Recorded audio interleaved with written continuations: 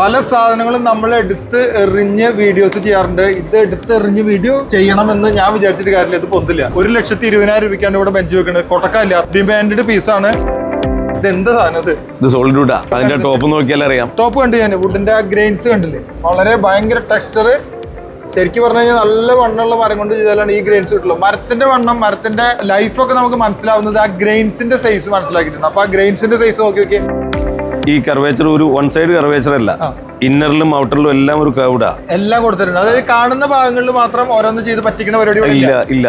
ഞാൻ പറഞ്ഞാൽ ഇതൊക്കെ CNC ഇതാണ്. അല്ല, ഇത് ബൈ ഹാൻഡാ. ഇത് നാച്ചുറൽ നമ്മൾ ബൈ ഹാൻഡ് ചെയ്തെടുക്കുന്നത്. ഇപ്പൊ കുറച്ച് CNC മെഷീനറീസ് ഒക്കെ വന്നിട്ടുണ്ട്. പക്ഷേ ഇതൊരു ഇതിന്റെ ഇത് റൂട്ടർ ആണെങ്കിൽ പോലും ബൈ ഹാൻഡ് തന്നെ ചെയ്തു അതാണ് ഈ ഒരു ടെക്സ്ചർ ഇങ്ങനെ കാണുന്നത്.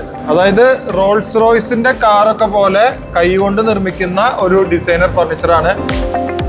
ഗോഡ് ലീഫും സ്റ്റെയിൻലെസ് സ്റ്റീലും ആണ്. ഗോഡ് ലീഫും സ്റ്റെയിൻലെസ് സ്റ്റീലാണ്. Stainless steel. അതിന് ഡ്രോവറൊക്കെ ഉണ്ട് കേട്ടോ, കണ്ടാൽ അറിയില്ല. ഏതോ സെലിബ്രിറ്റിയുടെ വീട്ടിലൊക്കെ കിടക്കേണ്ട പ്രൊഡക്റ്റ് ആണ്. ഇത് നമ്മളിപ്പോ തൊട്ടുന്നേ ഉള്ളൂ. ഏതെങ്കിലും സെലിബ്രിറ്റി ആയിരിക്കും ഇത് ഉപയോഗിക്കുന്നുണ്ടാവും അല്ലേ?